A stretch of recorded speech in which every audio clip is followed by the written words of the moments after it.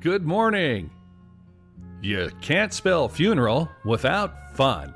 A friend of mine suggested a side gig after a roommate came up short on rent. I had an idea to get something fun to do instead of the usual soul-crushing low-pay bore fest that permeates the current want ads. Something where I could be entertained as well as compensated. The previously stated friend had watched the fine movie Wedding Crashers. After looking into if there were such jobs as a professional wedding crasher, there weren't. He noticed a posting for paid funeral attendees. When a funeral service has little to no attendance, a service can provide paid mourners to go to a funeral, speak well of the deceased to friends or family, and to be respectful at the service. Going to funerals wasn't something that I ever did. If someone that I knew died, I'd usually say that I was going, but then back out just before. When a pet died, I wouldn't even go to that. I'd usually just get buzzed and avoid the whole thing. But the allure of getting paid changed my perspective. I just had to get semi-dressed up and spend some time getting to know some new people? Sign me up! The problem turned out to be an attention issue. It was boring to just sit there service after service, listening to the same old themes over and over. A tired bromide, repeated ad nauseum in a mausoleum, wasn't something to look forward to. It took the fun out of traveling across town to a church or home, even if the buffet was exemplary. That all changed one afternoon when I was asked to be a pallbearer. The service was worse than the usual fatigue fiesta. The departed was some ruthless financier that didn't have any friends or family in attendance. There were only a couple of men that respected him as a competitor. A picture of him was next to the casket. He was snarling in the photo and looked like whatever the photographer said made him gastronomically disagreeable. This guy wasn't friendly. There were only 4 of us to lift the casket. As I lifted my corner, it sounded like something inside the coffin shifted. One guy snickered and then said, "What if he isn't dead?" To which another guy said, "Holy shit, zombie movies start like this." We all started giggling. That gave me an idea.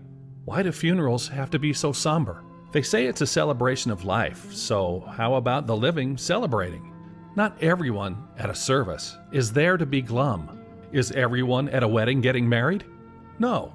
It was time to change my approach. I started drinking beer about an hour before a service just to loosen up. Chances were that I wouldn't see these people again. Why not leave an impression? Most of these things are forgotten as soon as they end. It became my job to make it memorable. Dressing up like a clown was one of the first ideas. I'd call him Depresso, but it sounded like a lot of work. Plus, I wanted to do this covertly. The same shtick would apply. A flower boutonniere that squirted water, balloon animals, but I'd look like a normal mourner. I even trademarked the funeral kazoo. Nothing would liven up the proceedings like a kazoo playing taps or Freebird. There might be some that would get offended, but the attendees that would appreciate the break with grief would outnumber them, I thought. Another pleasant touch was playing a slide whistle while the casket was being lowered into the ground. I'd save some cash and get a trombone later. The accordion lessons that they forced me to take as a kid would finally have some use and would pay off. Take that, you jackasses that made fun of me and said it was a waste of time. All that football and baseball playing you did never paid off. Burn. When anyone questioned me how I knew the deceased, I told them I was Cousin Dean from the father's side. If that was questioned, I'd say I was Aunt Sally's son Dean. As long as I didn't ask any family members for a loan, they tended not to care about who I was. I learned that the hard way. I also learned not to go to after parties or wakes. The food was great, and everyone seemed to be nice.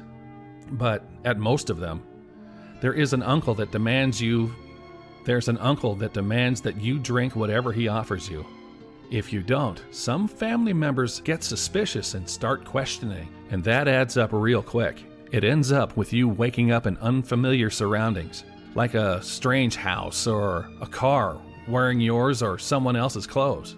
I have now been able to quit my regular job and travel. My new business is thriving, and I've made some great contacts and even do some fundraising. Of course, since I've been semi-successful, competition has caught up to my scheme. There's now a guy that calls himself Depresso the Clown and is moving in on my action.